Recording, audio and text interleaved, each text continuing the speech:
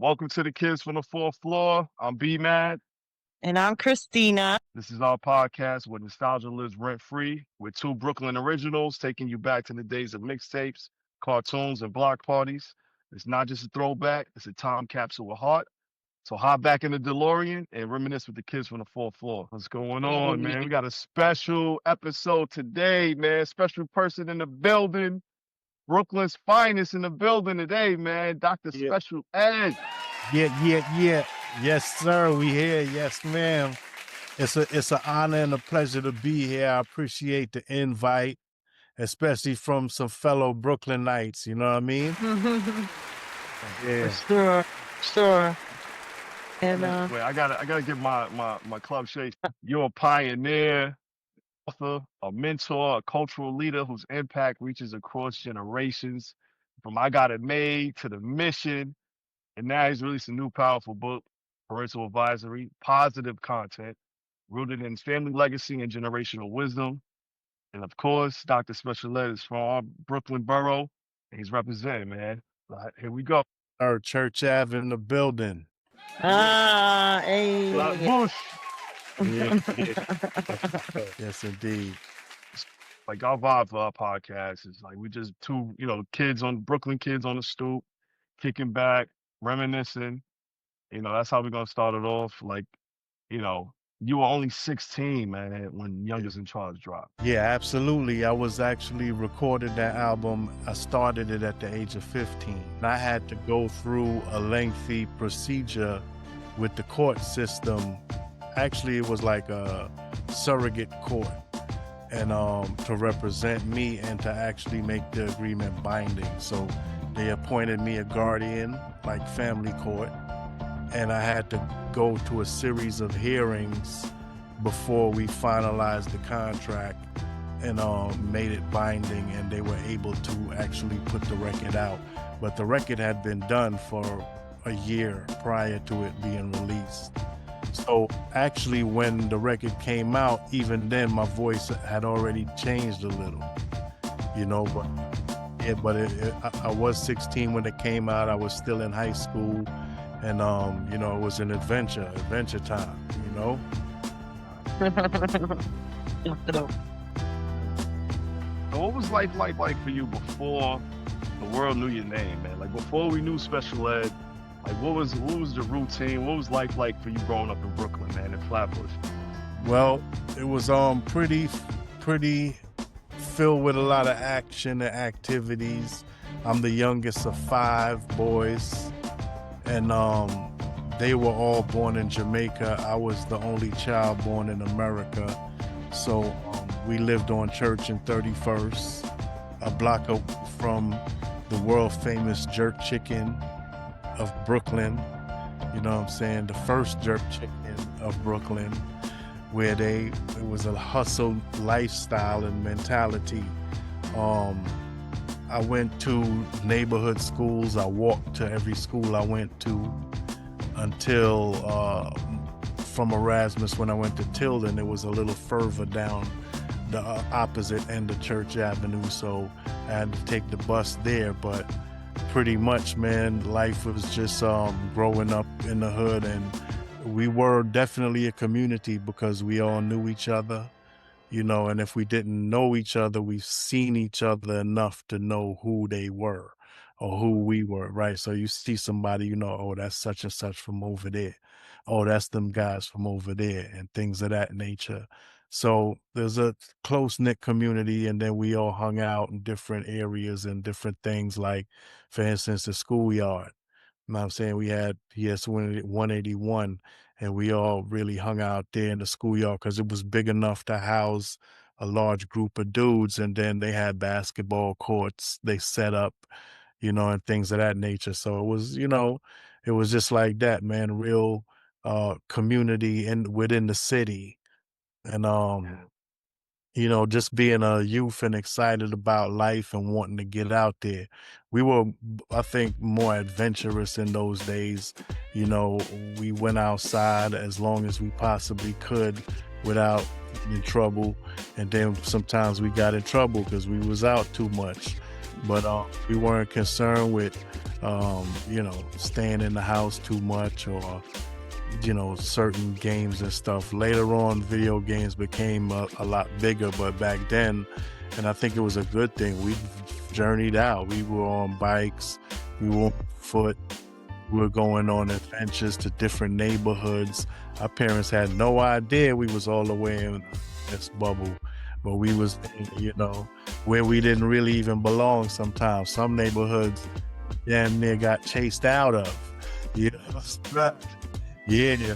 being in the wrong neighborhood in those days, there was still discrimination, which still exists, and there were borders and boundaries. So sometimes we end up in places where we experienced it firsthand, like what you doing here, XYZ. A lot of N words being exchanged too. Yeah. Exactly. So we've been through all of that, and all it did was sharpen us and get us prepared for life in general, because nowadays you call someone a name, they damn near collapse.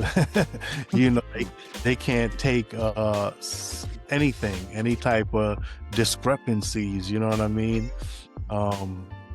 People don't know how to agree to disagree, or to even argue for that matter. A lot of kids just want to go run and get a gun. They don't know how to throw hands. They don't know how to, deal with things maturely. It's a whole different time. But then was just a little more adventurous, I would say. We went out a lot. Even in high school, I would still get in clubs. I used to go to Union Square. I used to go to Mars. I used to go to different spots in the city. They had one, what they call it? They had like water and fruits and stuff in there. The garage, they had one that opened till the morning. It was like a lot of craziness going on back then, but it was a different time then. We can get away with stuff. I was always a little taller than a lot of the kids. I was mature. I could get into places, you know what I mean? So yeah, we went out. Yeah, we went out. We did stuff. We wasn't, sitting around waiting on nobody. We was on the trains. We was on the buses, going to do stuff. Yeah, taking my girl out with no money, broke, like no job. That's the truth. We on a date. Taking a dollar in the King's Plaza. Right. Go get some cookies from the cookie house. Go Yeah. to the pizza shop. You know what I'm saying? Or Albee beef Square. patty and cocoa bread. Yeah. And Albee Square Mall. Albee Square Mall. Yeah, I used to just like toss coins in the bus, like 20 cents, like all in pennies, nickels, and just walk on. They didn't have the counter. They took coins then, it was different. You can go places and do things. And then if you had a certain distance, like we used to have bus passes and train passes, sometimes we'd get them from other people and use them. And then sometimes they used to counterfeit them. Yep. Yeah. I remember that. Remember the paper joints? Yeah, the paper. Yeah. You have one color for the bus, one color for the train. Yeah. You could, some of them were like, you could get half, maybe not full. Right. Yeah, I remember that. Yeah. It was a whole bunch of, different variables to life and getting around and doing what you wanted to do as a youth. Yeah. It was fun time, man. Yeah, and that's what this podcast is all about, just like reminiscing on those good times. So let's talk about that. So when you filmed that God Had Made, it was in Brooklyn, right? Various parts of Brooklyn. What did it mean to showcase Flatbush or Brooklyn in that way, like being from that area and making that a big part of your video? Well, it was everything to me. They asked me where I wanted to shoot the video, if I had any ideas, and I told them, Brooklyn, Prospect Park, all over there, Eastern Parkway, by the Brooklyn Public Library, and schools. We shot in front of Tilden. We just shot in a bunch of places and also Chica Bruce, she was a female video director. she had the vision and she listened and she incorporated landmarks from our community into the video. And, that partly made it monumental. It was seeing those places and things that everybody could relate to. She had a vision though. Chica Bruce, shout her out. One of the great video directors of all time, in hip hop, female director. So I can resonate with that. I'm also a female director, producer, so that's always great to have role models. Yep. Yeah, she also did Think About It. Oh, she did both of them? Okay. That's dope. So, she was very creative and Think About It, in the story that was told, in the hovercraft that, was iconic. Everybody and their mother all over the world asked me about. Oh, I was. Yeah, that was dope. Yeah, that was I dope. wanted to ride on that joint when I seen it as a kid. Yeah. And the funny like part about Florida Everglades or something. Yeah, we was in Long Island with that. So the funny part is I was lightweight at the time. Like I'm 16 and I'm skinny. So in order, you had to be a certain amount of weight of pounds to drive that properly. So they had to put handbags in each side to balance it out and add weight to the hovercraft. Wow. Yeah, so that was dropping funny. jewels, man. Dropping jewels, man. Back then, I was probably like $140 or something like that, Yeah. Yeah. So speaking on that, was there a hip hop song or artist that really inspired you to be a rapper? Like get into hip hop? Yeah, I love listening to hip hop since the beginning of hip hop, since they started making mixtapes.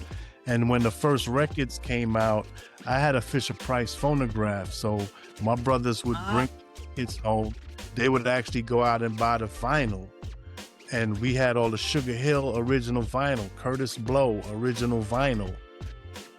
And I think I really got serious about the respect for the craft as far as participating when I heard The Message and Get Tough. Came out, and then and then Howie T and CD3 came out with Get Tough. We know the world is rough, so get tough. And that was the inspiration for me, and especially with Howie T, rest in peace, being a local artist, DJ, and celebrity. We were always very proud of Howie and his accomplishments, and CD3 was one of their first records. I think that was like 83 or something like that. So that was early on out. That was actually the year after The Message. Yep. Yeah. So that's true. And they both had, these incredible, realistic messages and stories to them. It was like, okay, this is not just play and hee-haw and, hibbity hip hop. This is actually making sense. Yep. It's reality, and it's dealing with, subject matter that's more personable and closer to our realities. So those songs really inspired me, you know what I mean? But I grew up loving everybody's music, Sugar Hill, Curtis Blow, Treacherous 3, Fearless 4, Kumo D, etc., going all the way up. And then Run DMC, they really showed that it was economically viable. I saw them and was like, okay, they're making money. They're doing stadiums. They're doing Madison Square Garden. But then they had the thing called the Fresh Fest. That really had me hyped up because I'm like, man, I'm going to be on the Fresh Fest. Like, I need to be on this Fresh Fest because then I was already spitting by that time. I just needed an outlet, to be honest. I started writing in elementary, towards the end of elementary, going into junior high school. And by the time I was in my first day of high school, I was walking home battling my boy Gage.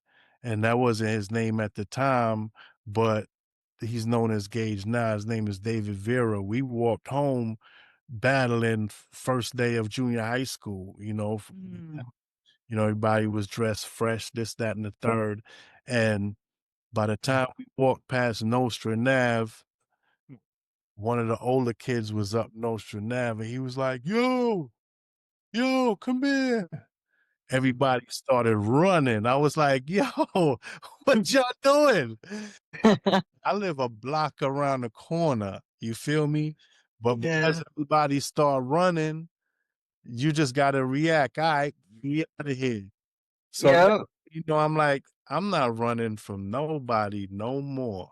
So that's when all the running stopped. But it was because of everybody else's reaction and their fear of, maybe it was imminent that it was almost a robbery taking place. But that's my early fond memories of, rap battling when it began for me. And all throughout, junior high school, I honed my craft. And by the time I got to high school, I was calling out dudes to battle. You know what I'm saying? And that's how I made my mark in one of the roughest schools in the city of New York, Erasmus Hall High School. When I went to Erasmus Hall, it was a danger zone. It was a criminal playground, and it was known. So there was still a little bit of fear and anticipation because I had to go into this place that was revered in that way, and I'm like, damn, it's right down the street from my house. So I'm like, it is what it is. Let's go.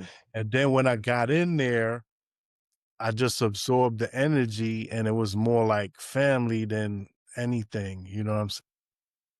Everybody was like me. It was people from the neighborhood, but then it's also was a school of the arts. So we had people bust in from all over Brooklyn to come to our school for the arts programs, dance, theater, and whatever else. Um, it was still dangerous, you know what I'm saying? And that's what taught me how to remain, you know, amongst other things, because even my junior high school was wild. But in high school, it taught me how to remain calm in the most dangerous circumstances. I've seen it all out there. I've seen a lot of robberies take place. You know what I'm saying? A lot of chain snatch, a lot of people get knocked out and things of that nature. So it was a learning experience, and you get over anxiety real quick, you know what I'm saying? Subject to stuff like that on the regular, it's like, yeah, all right.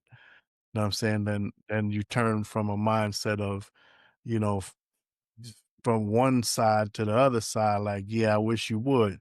You- I mean, so, it helped to design, kind of who you are sometimes when you have to be subject to certain environments. But it was fun growing up, man. And, yeah, but that's how that's when rap took effect for me, because I even when I got into school, I challenged the nicest MC. I asked, yo, who the best rapper in here?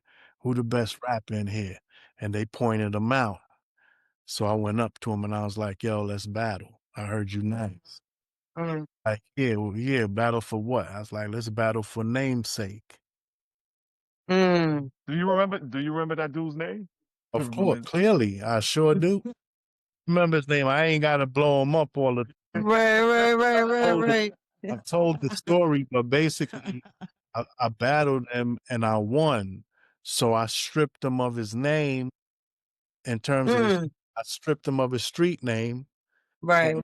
Everybody had to call him by his government or his little nickname. He had another little nickname. I ain't gonna blow him up. Right. Oh, But it was all about the battle, right, yeah. Brandon? I mean, I think that part of it, like the It's 80s. the essence. That's the Yeah. essence, man. And I used to always be down. I was always down to participate in. and I used to walk to Howie's crib, right, which was Schenectady. So I'm on 31st, so I had to go through the 30s and the 40s to get to. So Yep. I'm going down Church Ave. I used to have blocks where they would see me coming and be ready for the battle and For call the it, battle. be like, yo, they coming. Oh, and call they mans. Like they used to have my man Big Rob and his boys used to always go get him. Where Rob at? Yo, Rob. Call Rob. Big Rob come. He want a battle. I get down to the 30s by the schoolyard. Here go Rampage and Chris. Rest in peace to Chris. But Rampage and Chris was a duo, and he used to run up on me relentlessly to battle. I remember one time I came from Howie crib with like I think I had tax and done or something, and they wanted to battle me, and I let them go. Go ahead, boo boo boo, and then I threw the instrumental on, and somebody caught a tax and it tore them up. Boom. So it was like, yeah.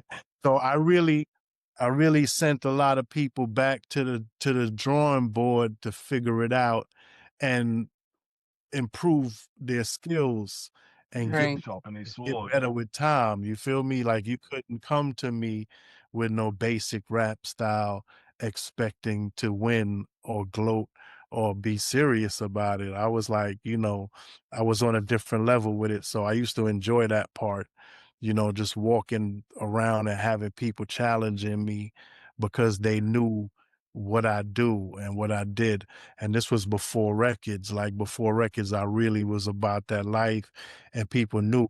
I remember one time my boy I went to school with, Joe, uh, big rockhead Joe, my homie.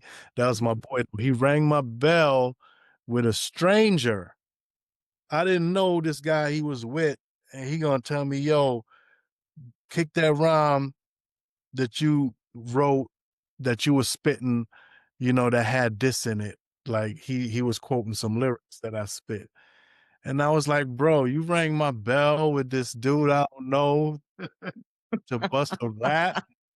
But, but that's how inspired and in awe people were of what I was doing. And that's what really made me go super hard because I'm like, damn, people is like hailing me up and kind of almost praising me in a way that if I don't do this, I'm gonna let everybody down because of the feedback. You understand? It's just the feedback alone. Like my first time I performed in front of a large audience, Erasmus had a talent show, and we went in there, and my boy Tick and Richie Rich. No, I think Richie was beatboxing, and we went up there and rhyme, and I spit the bush, the song the bush. I had written it out. Crowd went crazy. And this was off a beatbox, and I was like, Wow. yeah, Wow. yeah, Brooklyn, Wow. You, Flatbush, to be specific. So, and then when I came and I said the bush, everybody went crazy. I was like, oh, it's a rap. I was like, yeah. Ah! And so it was just like Wow. a verse. It so wasn't the whole, yo, yeah, it wasn't even the whole song. It was just like a verse and or two. But I had the bush. It was part of my, you know, I made that up. Bush, the bush. And the crowd just went bananas. So that's when I knew, like, you know what? I'm gonna need to go ahead and do this for real because you know this is the reactions I'm getting. Like people coming to my house, my dudes in the schoolyard when they see me coming, they like, yo, Ed coming, yo, get some beers, yo, roll up. You feel me? Like, God, the show is yeah, about to happen. and they used to, yeah, was like, it was like it's on, son coming, yo. He gonna spit. Watch, roll up, get some beers, go get two more. Yo, You feel? yo, Wow. Doc, It was almost yo, like Doc. bribery. Listen, man, I got you, man, because so apparently the neighborhood had your support, man. It was behind your back, man. You know that's the first place you earn your respect in the hood, in the Right. neighborhood. You battling everybody. So you know it's time, like, yo, I gotta show and prove to the world, like, yo, I can do this, man. Especially Right. coming out of Brooklyn. Yo, how competitive it was for you, man, coming into the industry at 16, 17, and around that time you had Kane, Rakim, all these Coogee, all these dudes coming out and you making a name for yourself. How was that pressure like just coming into the industry? Well, for me, it wasn't pressure because I felt like there was enough room for everybody to eat and make money. Then it wasn't as saturated as it is now. So like you said, the nicest ones was Rakim, Kane, Rick, Coogee Rap. Yeah. Anybody else really wasn't no lyrical problems. That's true. You feel me? Because I'm coming from where I solve all lyrical problems. So we all embraced one another, and it was more of a brotherhood, and I was more of a younger brother. I was more of like a little bro, and I was cool with that because I respected elders. I respected, having older brothers already. I had a certain level of understanding of, respect your elders, mind your manners, salute to those. So especially that came before me and paved the way. So I respected them lyrically and I respected them as people, and we all got along. I was on tours with all of them. I toured with G Rap, I toured with Big Daddy Kane, I toured with Slick Rick, you know what I'm saying? I toured with all of them, and with Rakim, we toured with all of them. And Rakim, even back then, son, never smiled. He was always chill. Nobody's smiling. Oh, Nobody's smiling. like he was a very serious individual. We understood it. We got it because we grew up around a lot of 5%ers. We grew up gods and the earths and all that, and we understood how they got down. You know what I mean? So Yeah. it wasn't no thing, but we all respected and had mutual love for each other. I respected, and I more so respected those that I knew was lyrical and held it down. You know what I'm saying? If I like they skill set, you know what I'm saying, I'm gonna give them the respect. You know what I'm saying? Yeah. Yeah, I mean, our brother, rest in peace, man. Our brother was named Powerful Man Allah. He was a 5%er.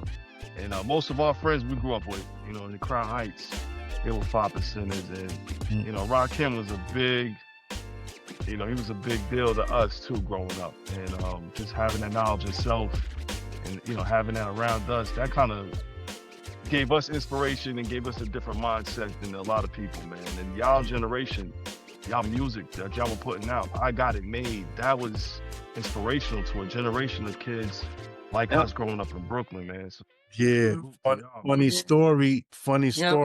I had two brothers that were 5%ers at one point. And at one point I studied, but I was in elementary, like I was really, really young. And who was into the 5%ers? Buster. yeah, So we all went to school together. So basically I was studying the 5% stuff, right? And then one day I came to school and I was chewing a Big Bowl. I like the candy Big Bowl. It was off, and I didn't know, and they stepped to me, and that's when it all ended. I was like, you know what? nah, dude. I was like, I'm Jamaican, man.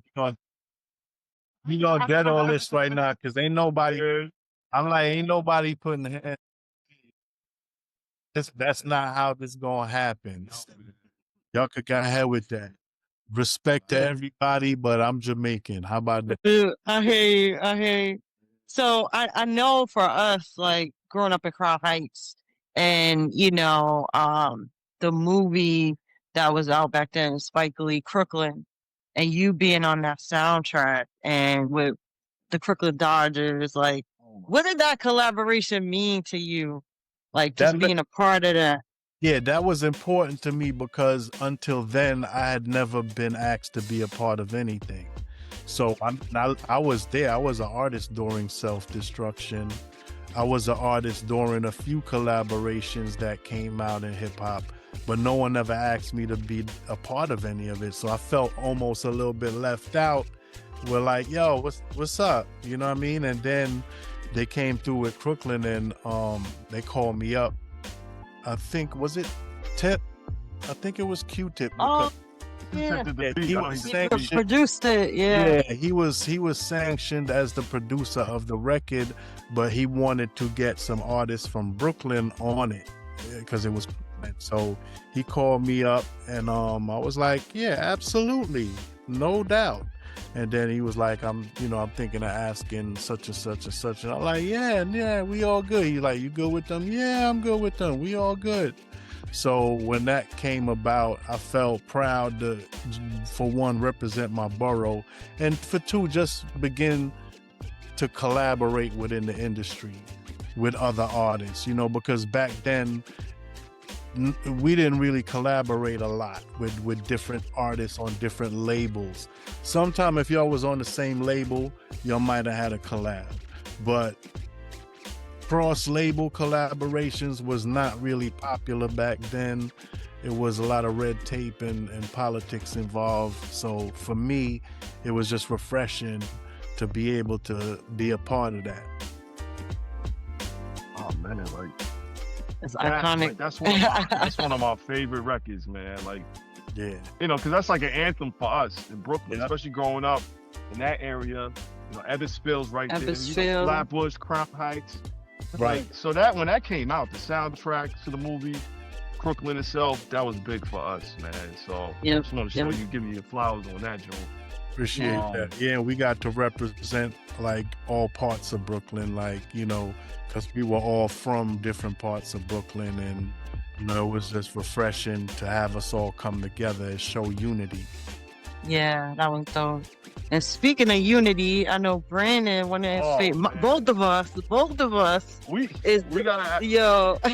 we gotta ask you about this, man. Yo MTV Rap Cypher. Yeah. Like how, like, just having all those MCs in their room, showing love to your MTV Raps at loving Dr. Dre. Like, how did it feel that day? Like, just coming in and spitting, like closing out the show, man. It felt great. I was on Yo MTV Raps quite a few times. I'm definitely cool with Ed and Dre, and it's a long-standing relationship. To me, a lot of those artists were new artists at the time. So, I was very comfortable. I was very into being myself, and, I was just representing me, you know what I'm saying? Like still on my game, because it was sort of like the same schoolyard environment. Like, everybody there rap. So, and what we gonna do?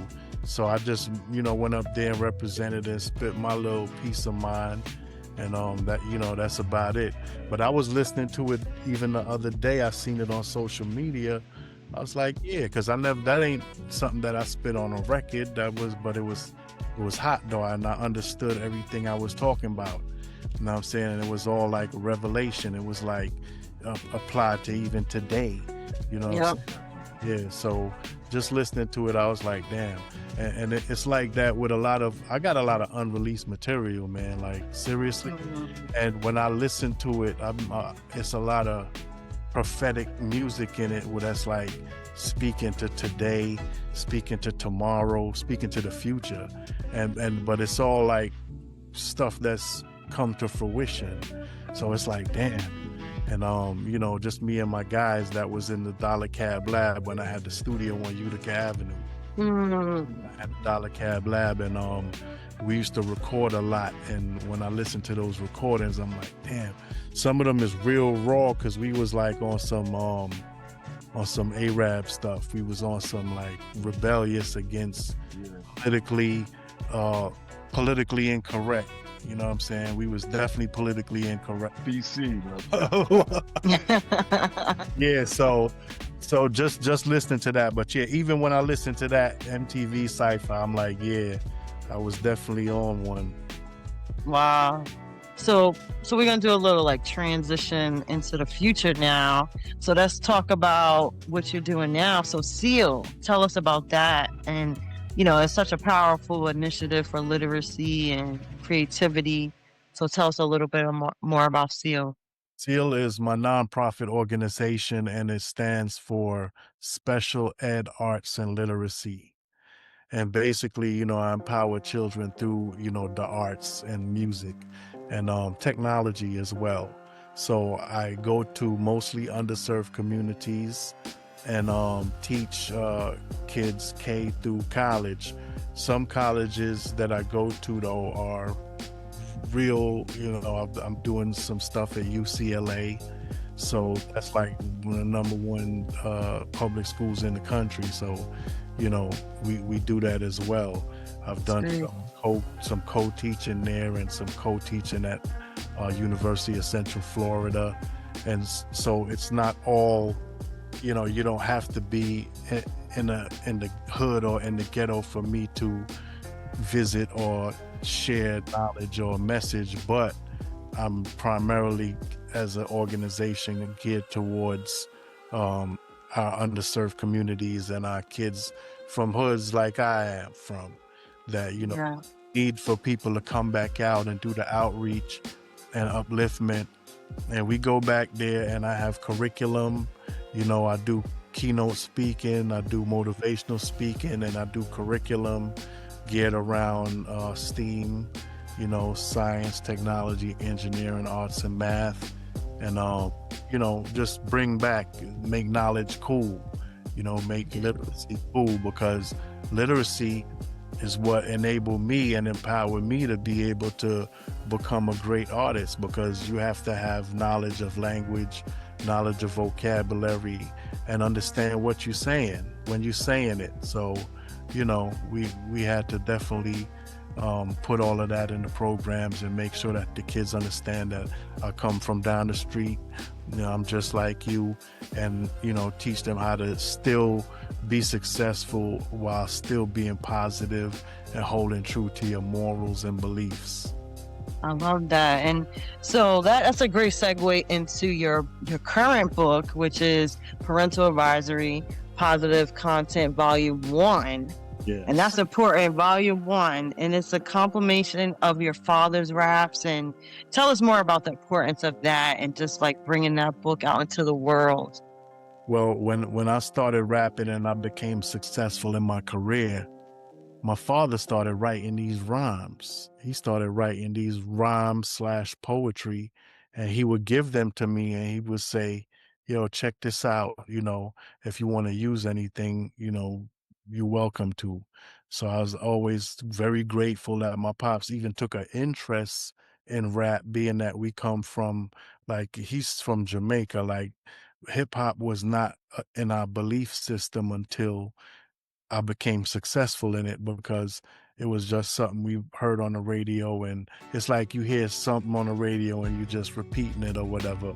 But when it became real and I saw my pops indulge in it, it was an honor. It's almost like I inspired him and he inspired me by doing that, and through the years, I never used any on records because I always wrote my own material, but I always loved and respected the fact that he was involved like that and wanted to be.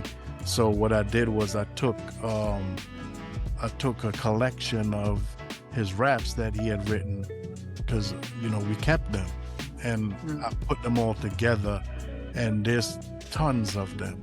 So what I did was I took a portion of them and put them into Volume 1. And called it Parental Advisory, Positive Content. And there's more volumes to come, because there's plenty more where that came from. But this is just to show kids that you can stay positive, you can write positive, you can empower yourself and uplift yourself through rap. It doesn't have to be negative. Yeah, I love that. And I know for us, it's all about positivity on this show too. And so we like to keep it fun too. And so I know B-Mad had a question for you, taking it back to Brooklyn. Yo, listen, man. We all, we took it back a little bit. We all had those afternoon routines, man. We just wanted to know, because me and Chris, we share on this podcast, the things that we did in the afternoon. Like, what was your favorite snacks? What was your favorite thing to do after school, man? What shows did you watch? What was your snacks you ate? Well, we was out we go to the store, and back in the days, Little Debbie's was 25 cents. I think even Twinkies was cheap too, but it started out with Twinkies and Hostess apple pie. Like I used to love Hostess apple pie and cherry pie, and then chips was 25 cents. So I used to have like sour cream and onion, some onion rings, some barbecue chips or whatever. And then Wait. What brand? Wise? Wise. Yep. Yeah. And then the candy store had like the fish, the little Swedish fish. the Swedish fish, and then we had like I like the big bowls, like the taste is addicting, you know. We used to just eat candy and chips and cakes, and you know what I'm saying. That's when they came out with quarter waters. I remember when those Quarter came out. waters. Literally, Yeah. they came out, and that was affordable.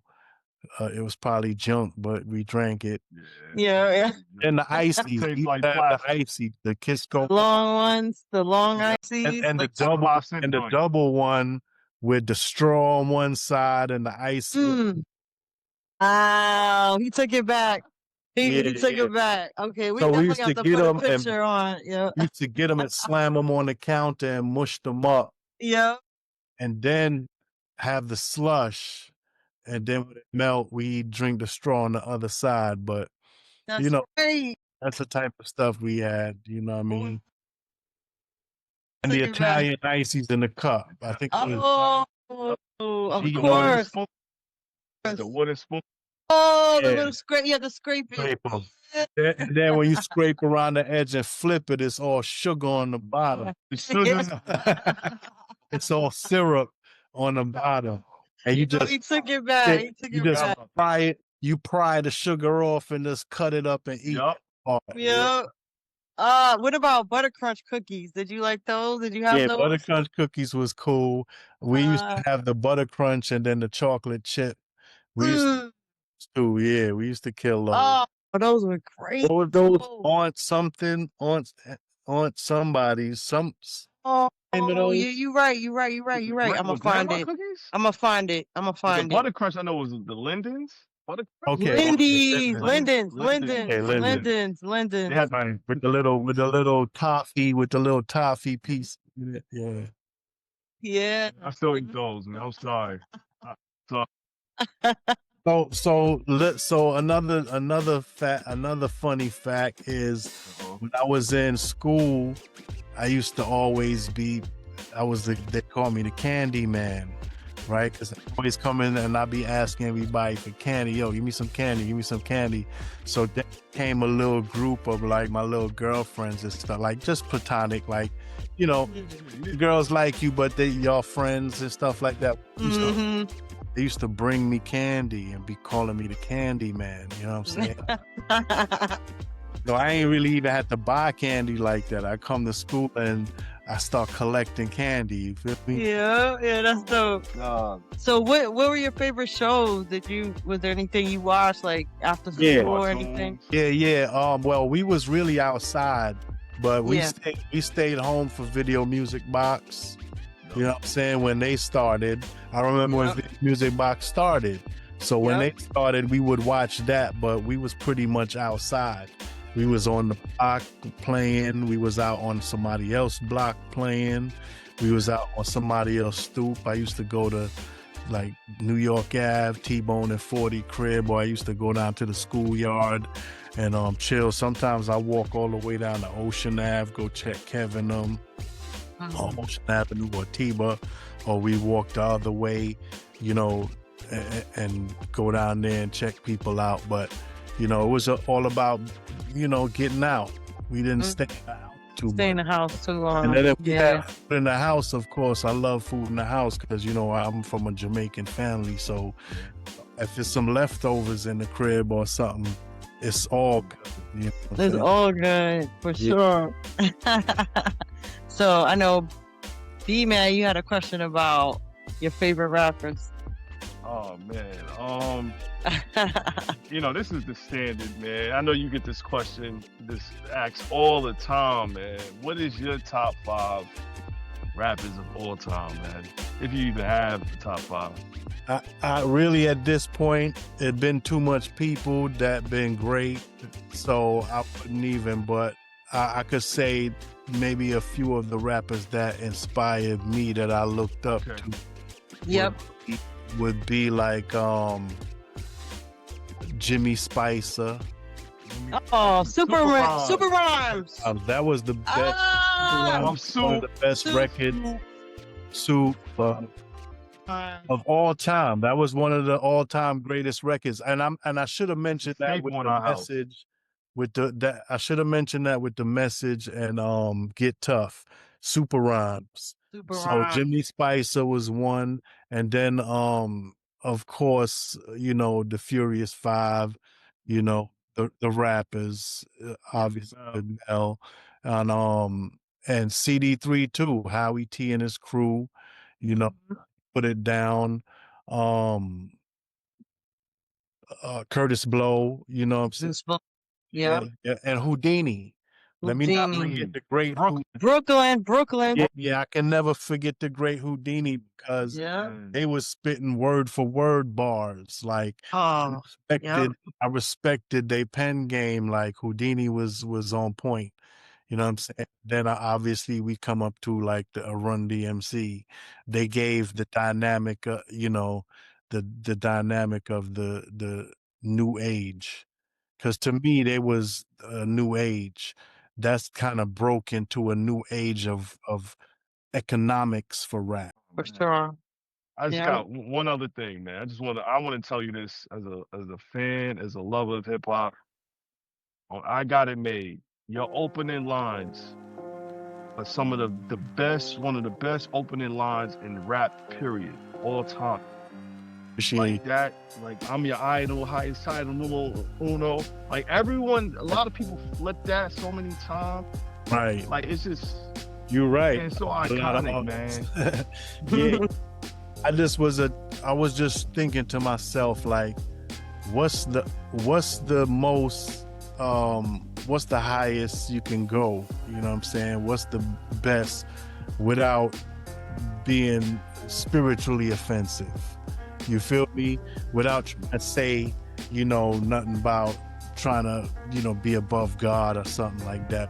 Can I say as a man that would put me right there underneath God? How about that? You know what I'm saying? I'm next. There's God, then there's me. Feel me? So that's what I was describing in that, and I was really manifesting greatness and spirituality as well. So and knowing that music is influential and people repeat these things and manifest these things, that's the kind of message you want for people to believe in themselves. You want people to manifest greatness.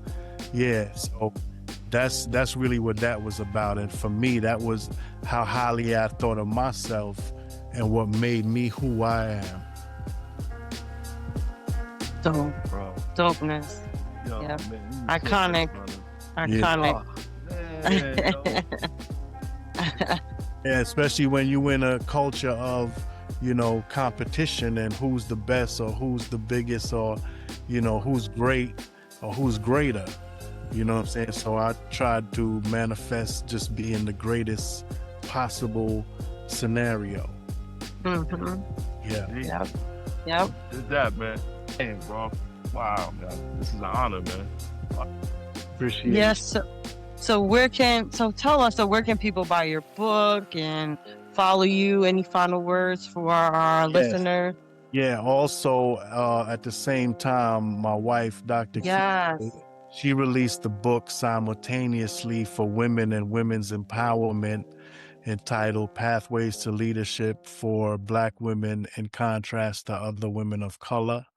So that was basically a blueprint for young women of color and young Black women especially to follow. She interviewed over 20 leaders, executives in the corporate world, and got their formulas. How did you do it? Who helped? How did you maintain your status? How did you maintain your success? And how do you grow from there? And she outlined it in her dissertation that she got her doctorate in. And I'm proud of her. And we released these books simultaneously, so you can get them at Amazon, at Google, at Apple, at Barnes and Nobles, and there's another one. I forget the name of it. You can get it everywhere. Get it everywhere. Books- Everywhere books are sold. That's right, everywhere books are sold. And you can also go to drarcherbooks.com. Yeah, and if you want to support our mission and our nonprofit, you can go to sealartsandliteracy.org and sign up, shout us out, donate, whatever you would like to contribute in our journey, our journey to make some positive impact on our youth. Well, we love that. We want to, first of all, thank you, Dr. Special Ed, for blessing us, with your time, your energy, your story, just taking us back, going on back in time with us to Brooklyn. I mean, you're a living piece of hip hop history, so we are just so honored, and your impact continues to grow. And what you're doing now, we just want to continue to bless you, continue to have blessings with you, your wife, all your endeavors with Seal and both of your books. So it's an honor. So thank you so much. Thank you all. I appreciate y'all for having me and spreading this message out to the masses. Absolutely. And so if you enjoyed our show, please like, follow, subscribe, and share this podcast. You can get all of Dr. Archer's books, him and his wife's books, everywhere books are sold. And you can also listen to my radio show, Lounging with Christina and Eddie, on Sundays from 3 to 7 on Lit 106. And then follow us on Kids from the Fourth Floor. And B-Mad, how about you close us out? Man, you can follow me on Twitter, IG at B-Mad730. Just want to say thank you, Dr. Special Ed. I want to thank everyone for swinging through to the crib with us. The door on the fourth floor is always open. Till next time, peace and love, family. Peace. Salute. Peace. Thank you. Right.